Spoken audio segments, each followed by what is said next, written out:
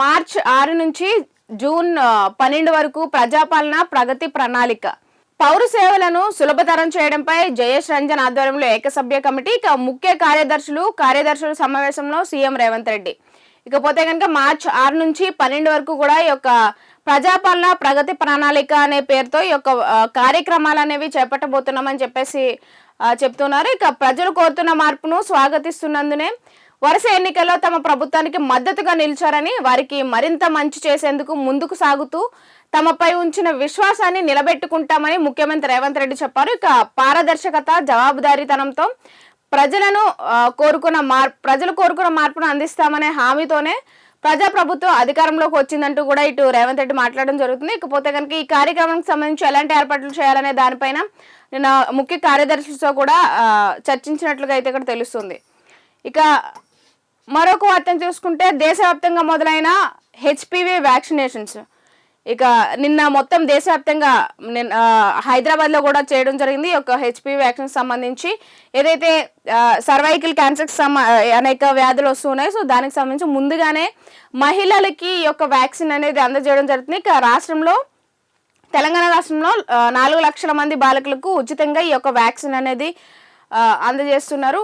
ఇక మరొక వార్తను చూసుకుంటే పని చేయకపోతే తప్పుకోండి, సెలవుల్లో వెళ్ళినా అభ్యంతరం లేదు, లూప్ లైన్ పోస్ట్ కావాలంటే పంపిస్తా, అవసరమైతే ప్రత్యామ్నాయ ఏర్పాట్లు చేసుకోవడము నాకు తెలుసు, కొన్ని రాష్ట్రాల్లో బలవంతంగా రిటైర్మెంట్ అవసరమైతే దాన్ని పరిశీలిస్తా అంటున్నారు రేవంత్ రెడ్డి. ఇక పని చేయని అధికారుల వివరాలను ఈ నెల 4వ తేదీన బయట పెడతా, ఐఏఎస్లకు సీఎం హెచ్చరిక. ఇక ప్రభుత్వం ఏర్పడి 2.5 ఏళ్ళు అయినప్పటికీ కూడా ఎవరి పనితీరు ఎలా ఉందో తన దగ్గర పూర్తి సమాచారం ఉందని, తర్వాత పని చేయలేనని భావించిన అధికారులు పక్కకు తప్పుకోవాలని, వీలైతే సెలవుల్లో పోయిన అభ్యంతరం లేదని స్పష్టం చేశారు రేవంత్ రెడ్డి. కీలక బాధ్యతలను నిర్వహించలేమని భావించే అధికారులు లూప్ లైన్ పోస్ట్ కావాలనుకుంటే అక్కడికి పంపుతామని చెప్పేసి ఆయన చెప్తున్నారు కనిపిస్తుంది. ఇక మరొక వార్త మార్చి 6 నుంచి 99 రోజుల ప్రణాళిక ప్రజాపాలన ప్రగతి ప్రణాళిక పేరుతో రాష్ట్రం అంతటా ప్రత్యేక కార్యక్రమం, గ్రామ స్థాయి నుంచి రాష్ట్ర స్థాయి వరకు పౌర సేవలను సులభతరం చేసేలా సాంకేతిక సంస్కరణలు. ఇక సంస్కరణల కోసం సీనియర్ ఐఏఎస్ జయేష్ ఆధ్వర్యంలో కమిటీ వేశారు. ఐఏఎస్ అధికారులే ప్రభుత్వానికి వెన్నుముక.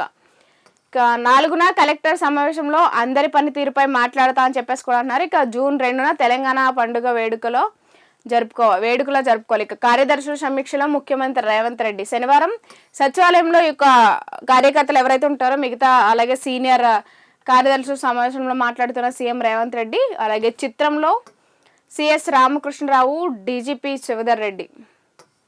ఇక మరొక వార్త పిల్లల లోకానికి లాక్, పిల్లల్ని కాదు కంపెనీలను నియంత్రించాలని సూచన ఇస్తున్నారు. ఆన్లైన్ నియంత్రణకు ప్రభుత్వం రెడీ, వయసును బట్టి నెట్లోకి అనుమతి, ముప్పును తప్పించేందుకు ఈ నిర్ణయం, లాక్ లాభం లేదంటున్న నిపుణులు.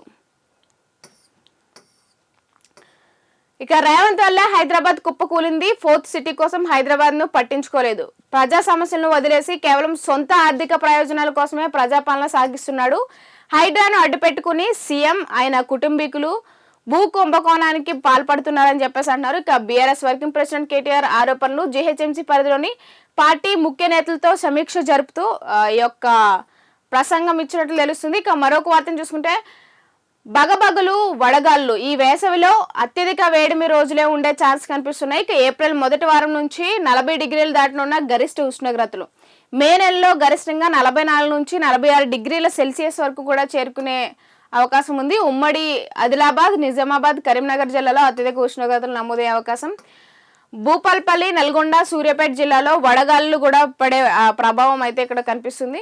మరొక వార్తను చూసుకుంటే మూసి మురిసేలా మహాత్ముడు, 150 అడుగుల ఎత్తులో విగ్రహం. ఇక బాపుఘాట్లో ప్రపంచంలోనే అత్యంత ఎత్తైన గాంధీ విగ్రహం, 238 ఎకరాల విస్తీర్ణంలో గాంధీ సరోవర్ అభివృద్ధి అనేది చేస్తూ ఉన్నామని చెప్పేసి అంటున్నారు. దీనికి సంబంధించి 200 అడుగుల బాపు విగ్రహం అనేది చేపట్టబోతున్నామని చెప్పేసి తెలంగాణ ప్రభుత్వం అయితే నిర్ణయం తీసుకున్నట్లు తెలుస్తుంది. ఇకపోతే కనుక ఆ ఘటనపై గత కొన్ని రోజుల నుంచి స్థానికంగా ఉన్న ప్రజలు బాపు ఘాట్ ప్రాంతంలో ఏదైతే మూసి బఫర్ జోన్ ఎఫ్టీఎల్ జోన్లో ఉన్నారని చెప్పేసి తమ ఇళ్లను కోలుగొడతామంటారో వాళ్ళంతా కూడా చాలా నిరసనలు వ్యక్తం చేస్తున్న విషయం కూడా మా అందరికీ తెలిసిందే. ఇకపోతే కనుక ప్రజల యొక్క ఇల్లును కూలగొట్టి గాంధీ విగ్రహాన్ని నిలబెట్టి ఏం చేస్తారని చెప్పేసి ప్రజలంతా కూడా ప్రభుత్వాన్ని ప్రశ్నిస్తున్న వైఖరి అయితే మనకు కనిపిస్తుంది. కానీ ఏదేమైనప్పటికీ కూడా ఇక 150 అడుగుల విగ్రహాన్ని నిలబెడతామని చెప్పేసి ప్రభుత్వం అయితే నిర్ణయం తీసుకున్నట్లు ఇక్కడ మనకు తెలుస్తుంది.